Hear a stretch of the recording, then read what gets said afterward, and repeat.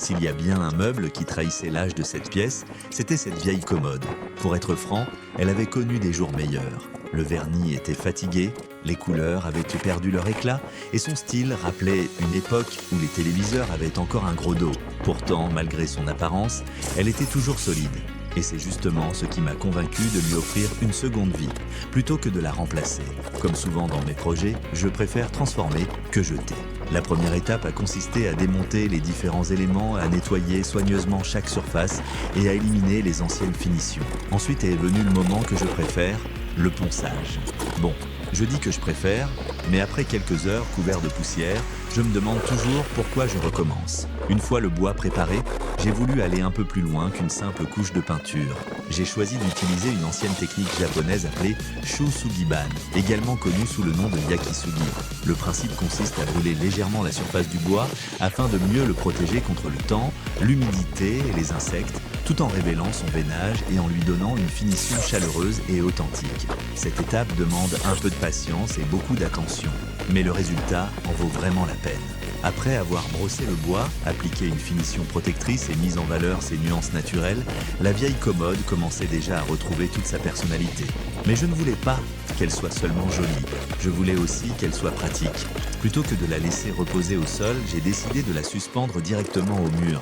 Elle a été solidement fixée à l'aide de chevilles adaptées au support, capables de supporter largement son poids, ainsi que celui du téléviseur et des différents équipements.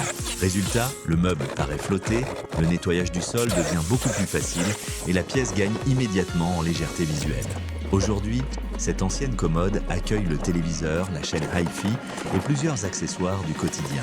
Son style s'harmonise parfaitement avec le mobilier en palette, le bureau suspendu, les étagères et l'ensemble de la décoration de la salle. Au final, ce n'est plus seulement une vieille commode rénovée. C'est un meuble qui participe pleinement à l'ambiance chaleureuse de cet espace familial. Et lorsque je regarde la photo du début, j'ai presque du mal à croire qu'il s'agit du même meuble. Comme quoi, avant d'abandonner un ancien meuble, il suffit parfois d'un peu de patience, de quelques outils et d'une bonne dose d'huile de coude. Petite confidence, la rénovation de meubles est un domaine dans lequel j'apprends encore à chaque projet. Je m'inspire souvent des réalisations partagées par d'autres passionnés sur Internet, puis j'adapte les idées à mon espace, à mon budget et aux matériaux dont je dispose. Le bricolage, c'est aussi cela. Apprendre des autres, expérimenter et créer quelque chose d'unique. Et vous, qu'auriez-vous fait à ma place?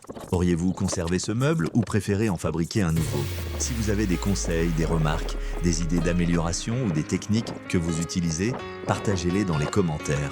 Je prends toujours plaisir à lire vos suggestions et elles inspirent souvent mes prochains projets. Si cette transformation vous a plu, pensez à laisser un j'aime, à vous abonner et à activer la cloche pour suivre les prochaines rénovations et créations réalisées à partir de matériaux de récupération. À très bientôt pour un nouveau projet DIXI.